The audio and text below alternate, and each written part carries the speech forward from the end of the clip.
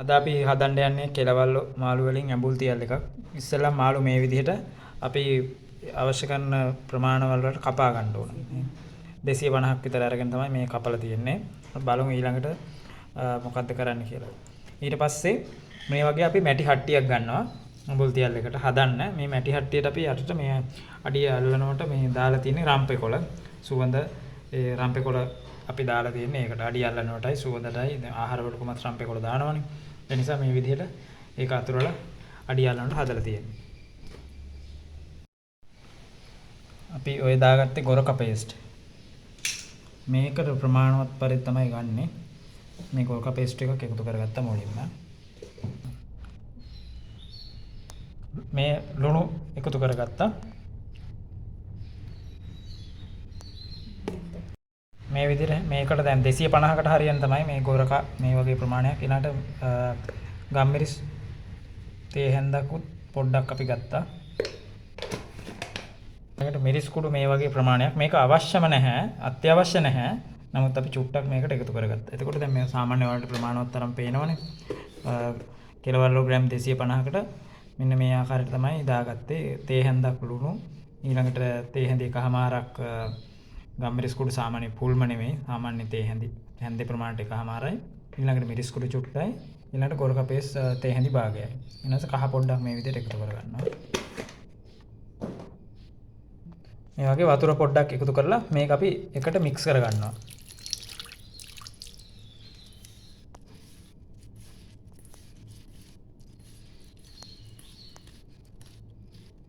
මේ මික්සර් ගත්තට පස්සේ පොඩ්ඩක් බලන්න ඕන මේ ඇඹුල් රසයි ලුණු රසයි ප්‍රමාණවත් පරිදි තියෙනවද කියලා චුට්ටක් නිකන් බලන්න ඕන. මොකද ලුණු රහ ඇඹුල් රහ චුට්ටක් එන්න ඕන. ඇඹුල් තියන්නේ හදන්නේ. ඒක චුට්ටක් එන්න ඕන. මේ අර විදිහට ප්‍රමාණවත් එකතු කරගත්තන් පස්සේ හරි.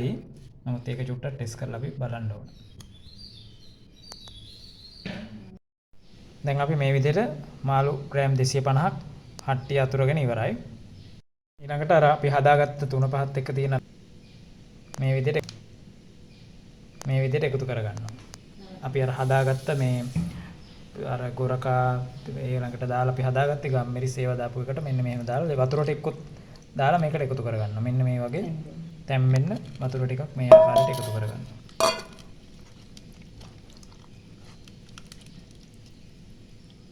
හොඳට අර හැමතැනම ගෑවෙන්න මෙන්න මෙහෙම චුට්ටක් හදා ගන්නවා ඇති.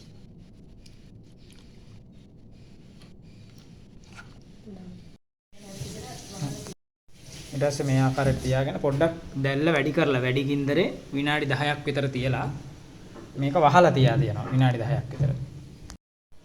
මේ විදිහට වැඩි ගින්දරේ විනාඩි 10ක් විතර වහලා තියා ගන්නවා.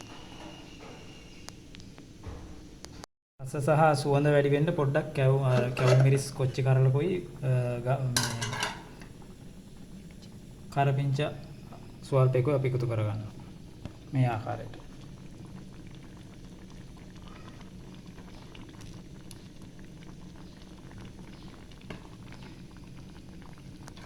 කරපිංචා සහ කොච්චි කැවුම් මිරිස් කරලක් මේ විදිහට උඩින් දා ගන්නවා.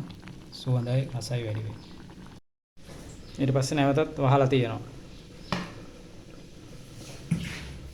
විනාඩි 10ක් ගියාට පස්සේ අපි පොඩ්ඩක් බලනවා.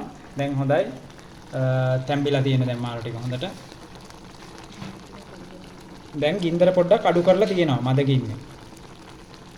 දැන් අපි දැල්ල මෙච්චර කාල වැඩි කරලානේ තිබ්බේ. දැන් දැල්ල අඩු කරනවා. මෙන්න මේ ආකාරයට අඩුවෙන් තමයි දැල්ල දැන් තියන්නේ. හරි. අඩු ගින්දරේ දැන් අපි මේ ගානට බලමු මෙන්න මේ විදිහට දැන් අඩු වෙලා තියෙන්නේ. මේ ගානට තියලා පොඩ්ඩක් හොදි ගතිය ඕන නම් තියලා ගන්නත් පුළුවන්. නැත්නම් හොඳටම පොඩ්ඩක් හින්දලා ගන්නත් පුළුවන්. අපි මේ ගානට දැන් මේක බා ගන්නවා. දැන් මේ වෙලාවේ කන්න පුළුවන් අපිට. දැන් එළවලු හරි මොකද්ද මේ ඇඹුල් තියල් එක හරි ගිහින් තියෙන්නේ. මේ විදිහට අපි දැන් මේක බා ගන්නවා. මේ වෙලාවේ දැන් ආහාරයට ගන්න පුළුවන්. මේ විදිහට තමයි ඇඹුල් තියල් එක හදාගන්නේ.